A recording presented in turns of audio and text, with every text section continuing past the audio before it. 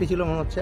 বলতে পারছি না কতগুলো কেটেছিল, আমরা তো দেখিনি, বাইরে থেকে হয়েছে। এবার দেয়ালটাও ভেঙে গেছে, সেই সময় এমন হয়েছে গোটা ঘর ছড়িয়ে আছে।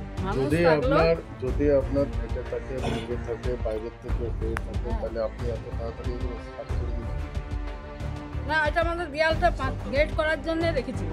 এত তাড়াতাড়ি পরিষ্কার এটা সকালের কাজ করা আছে, ঠিক আছে? আর্গুমেন্ট সকালে না, সন্ধ্যায় কাজ করছে। আমরা যেরকম তদন্ত প্রশ্ন করছি আপনার বাড়িতে কে আছে?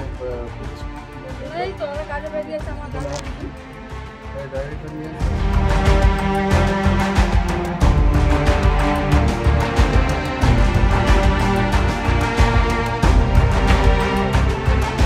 আমি এখানে সকালবেলায় ঘুমিয়ে আছি, 5টার সময় ঘুমিয়েছিলাম, দিয়ে হঠাৎ করে দেখছি বেধড়ক একটা আওয়াজটা পেলানি, ছুটে এসে দেখছি যে হ্যাঁ কিছু একটা বোমা বিস্ফোরণ এখানে হয়েছে।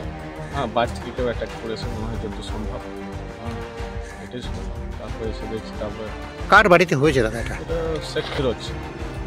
উনি কি রাজনৈতিক দলের কোনো? না না, কোনো রাজনীতির দল ফল করে না, চাষবাস করে এসব। তাহলে কি বলছেন, ওর বাড়িতে কেউ আক্রমণ করার জন্য এটা করেছিল মনে হচ্ছে? হ্যাঁ, এটাকে আক্রমণ করার জন্য করেছিল হয়তো, সেটা কি করে কে করেছে সেটা তার বলতে পারছি না। এই বিস্ফোরণে কতটা ক্ষতি হয়েছে ওনার? ক্ষয়ক্ষতি আর ওই পাঁচিটা পড়ে গেছে।